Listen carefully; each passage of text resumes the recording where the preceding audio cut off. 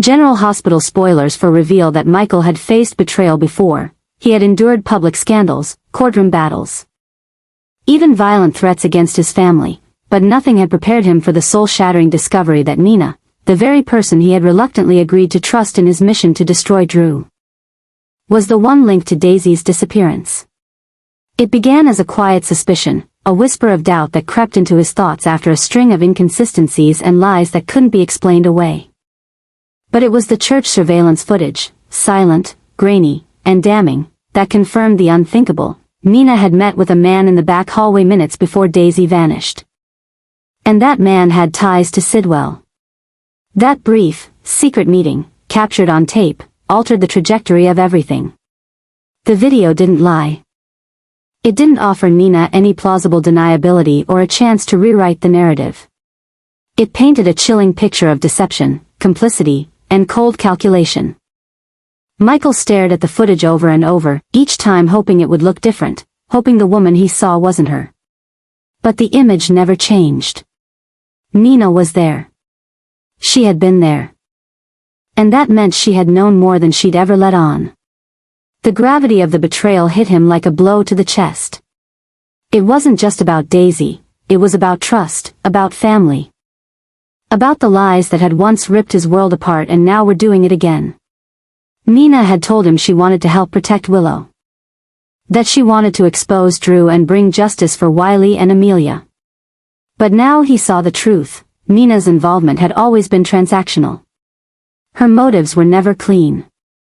Maybe she wanted revenge against Drew. Maybe she had her own vendetta. But whatever it was, it had led to a child being taken, a town being shaken, and a mother, Sasha, spiraling into fear and despair. Michael's alliance with Nina had been built on sand, and now it was collapsing in a devastating landslide of consequences. The storm inside Michael brewed with terrifying intensity. He tore through the living room of the Quartermain estate, smashing the evidence board he and Nina had built together. Photographs of Drew, court documents, notes about overseas clinics, everything that had once symbolized strategy now lay in ruins at his feet. He was beyond rage.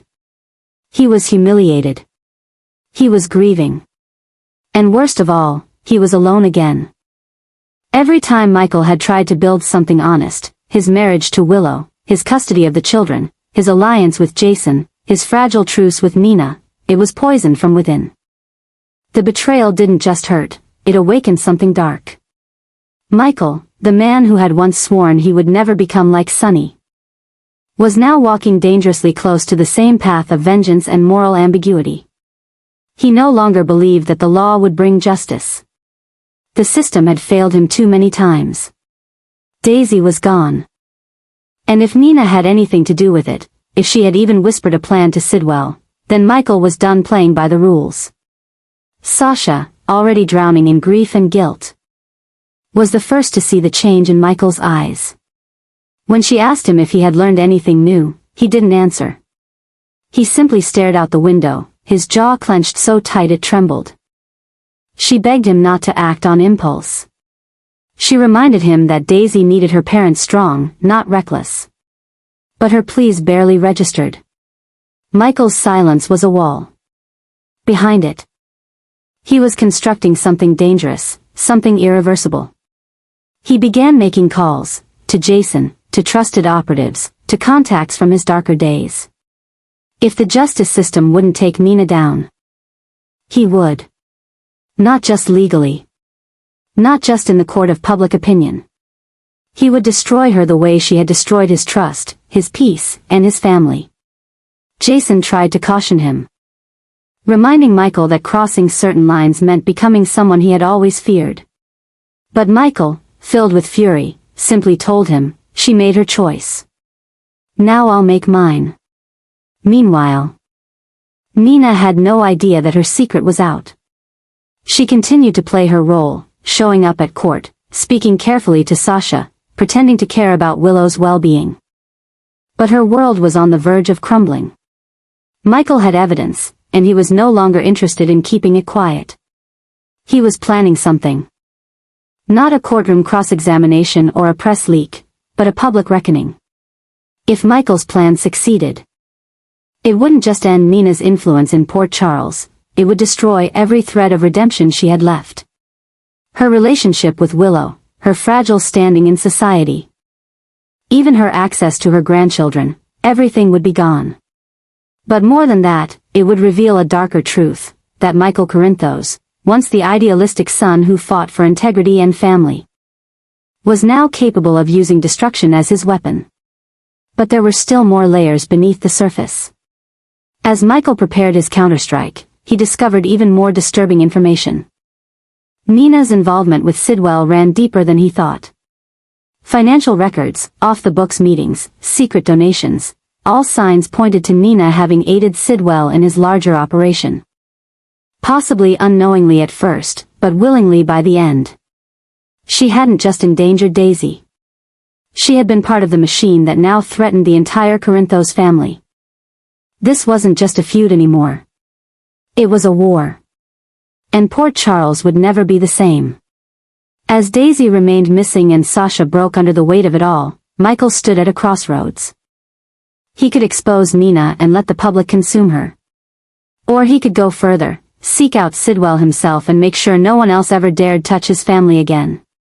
Either way, one thing was clear. The days of diplomacy were over. Michael wasn't asking for justice. He was going to take it. The story that Michael is slowly uncovering, the buried truths.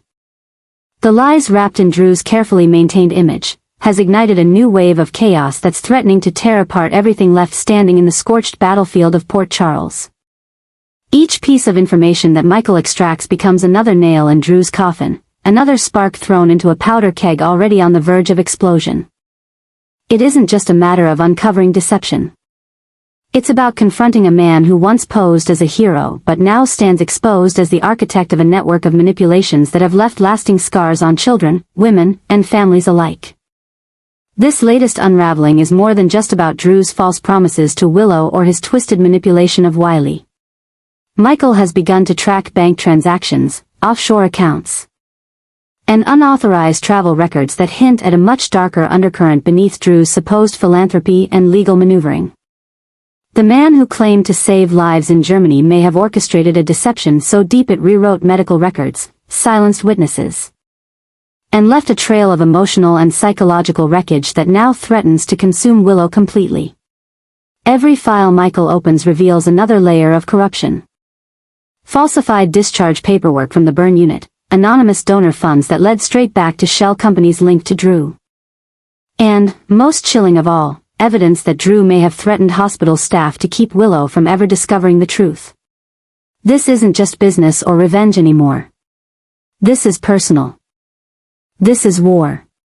And for Michael, the deeper he digs, the more he realizes that he's not simply confronting a former friend or a failed co-parent, he's going to war with a man who weaponized love, loyalty, and legality to construct a kingdom built on betrayal. Michael's pursuit of truth has now become a mission of necessity, not just for himself, but for Wiley, for Amelia, and for every person who believed in Drew and paid the price. What was once a quiet legal battle over custody has now turned into a full-scale psychological showdown.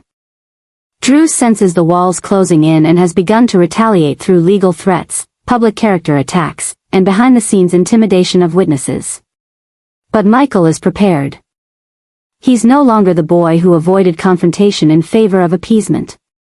He's no longer the man who sought approval from mentors who failed him. He is a father, a protector, and a man on the edge of a righteous fury. And that fury is growing more dangerous by the day. Michael's allies are shifting. Jason has re-entered his orbit with new urgency, helping Michael secure files from the WSB. Nina, still reeling from her own exposure, now finds herself clinging to Michael for protection, her motives blurred by guilt, ambition, and her own hatred of Drew. Meanwhile, Sasha, though emotionally wrecked by Daisy's disappearance, is slowly beginning to realize that her own trauma may also be rooted in Drew's manipulations. What if Drew's connection to Daisy's kidnapping is deeper than anyone thought? What if his plan all along was to isolate Willow, eliminate her allies, and consolidate control over the Corinthos heirs through legal means disguised as family concern? The more these questions swirl, the more they feed into the collective paranoia of the town. And in the center of it all stands Michael, holding a storm in his hands, knowing that one wrong move could destroy not just Drew, but himself, his children, and whatever remains of Willow's sanity. The tension builds with every passing hour. Meetings in darkened hallways, cryptic phone calls, manipulated custody documents, and courtroom delays all converge into a crescendo of deceit that no one can escape from unscathed. And the most haunting part? This is no longer about who is right or who deserves forgiveness. It is about who will survive the fallout when the final truth is unleashed. Because Michael is not just fighting Drew in court. He is preparing to dismantle Drew's empire from the inside out. And when that moment comes, when the world finally sees Drew not as a savior but as a predator, the cost will be unimaginable. Not just for Drew, but for Willow, for Sasha, for Wiley. For all of Port Charles. This isn't the story of a legal custody battle anymore. It is the descent into a war fueled by obsession, betrayal, and the terrifying realization that the man you trusted with your family may have always been the greatest threat to it. And Michael is ready to burn the whole illusion to the ground. Drew is now staring into the eye of a storm he never expected to face, a storm born not from external enemies or political rivalries, but from the growing weight of his own carefully hidden sins. The walls he built around his lies are beginning to crack, and what's seeping through is a suffocating wave of guilt, exposure, and the terrifying knowledge that everything he has manipulated is now turning against him. This is no longer about reputation or control, it's about survival. The hallucinations, the sleepless nights, the shadows he sees out of the corner of his eye, they are no longer metaphorical. Drew is truly being haunted, and the ghosts now carry names: Willow, Wiley, Michael. And the unrelenting judgment of a town that once trusted him. What once felt like dominance has mutated into dread. Every move he makes is shadowed by fear that Michael has gone too far in his investigation, that Nina might betray him out of desperation. And that Willow's growing instability could expose the very lies Drew used to win her back. The legal leverage he once held so confidently now feels brittle, ready to shatter with one unexpected testimony or leaked document. Drew, once the master of control, now finds himself gripped by a chaos of his own making. He can feel Michael's presence closing in, not just in courtrooms or headlines, but in whispered conversations and unexplained visits from WSB agents. The very system Drew manipulated is turning cold and calculating, no longer bending to his will. Meanwhile, Michael is experiencing his own descent into a darker, more calculated version of himself. The more he uncovers about Drew's deceit, the more he realizes that justice may not be enough. Control, once a means to protect his children, has now become an obsession. He wants to expose Drew, not just legally, but morally, publicly, and irreversibly. And in that pursuit, Michael is discovering a side of himself that's more dangerous, more relentless, and more willing to destroy than he ever thought possible. He is no longer seeking victory. He's seeking annihilation. His mind, once focused on strategic defense, is now consumed by thoughts of aggressive retaliation. Every sleepless night is filled with visions of courtrooms, custody battles, and revelations that might finally bring Drew to his knees. But this psychological arms race between the two men is setting Port Charles on fire. Friends are choosing sides. Children are caught in the crossfire. Former lovers are being pulled into the web of accusations and vengeance. Even Sasha, who once stood quietly on the sidelines, is now being dragged into the fray. Tormented by memories of Daisy and the realization that her suffering might be the result of Drew's manipulations as well. The lines are blurring so violently that no one is sure where loyalty ends and vengeance begins. And in the center of it all stands Willow, fractured, confused, and increasingly incapable of telling who is truly fighting for her, and who is fighting to control her. This isn't just a conflict between Michael and Drew. It's a descent into obsession, paranoia, and emotional warfare. And as Drew feels his grip slip further, he becomes more unpredictable, willing to take greater risks, speak more lies, and potentially lash out in ways that could leave permanent damage. The fear isn't just that he might lose, it's that, in losing, he might take everyone else down with him. Michael, too, is approaching a dangerous precipice. His need for control, for exposure, for punishment, it's consuming him. And though he tells himself it's for his children, the truth is more complicated. He's becoming the very kind of manipulator he's trying to destroy. And somewhere, deep inside, he knows that the version of himself he's becoming might not survive the war he's about to win. What started as a custody battle has now become a war of psychological endurance, where the victor will not be the one with the most evidence or the best lawyer, but the one who can still look at themselves in the mirror when it's all over. And as both men spiral deeper into their obsessions, one truth becomes terrifyingly clear. There will be no peace until one of them is completely destroyed. Michael's descent into darkness had been slow, but deliberate. What once began as the wounded pride of a father robbed of his children and a betrayed man left to rebuild his broken heart, had now transformed into something far more dangerous, an obsession so consuming, so absolute, that not even his own conscience could temper its intensity. The realization that both Drew and Nina had colluded, whether directly or indirectly, in fracturing his family and traumatizing his children had ignited a fire inside him that refused to be extinguished. It was no longer about winning custody, or even protecting Wiley and Amelia, it was about retribution. It was about destruction. Michael didn't just want justice. He wanted annihilation.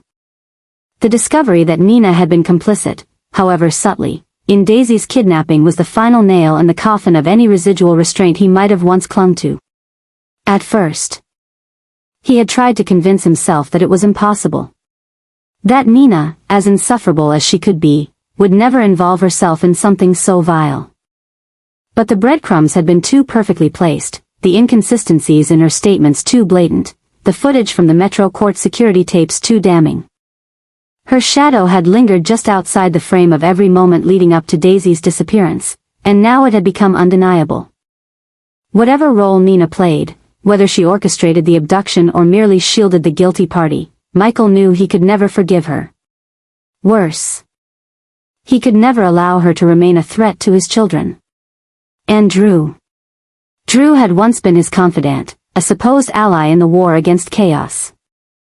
But that illusion had crumbled the moment Drew lied about Germany, when he rewrote the narrative of Michael's injury, weaponized it to manipulate Willow, and slithered into her life like a parasite feeding off of her guilt and confusion.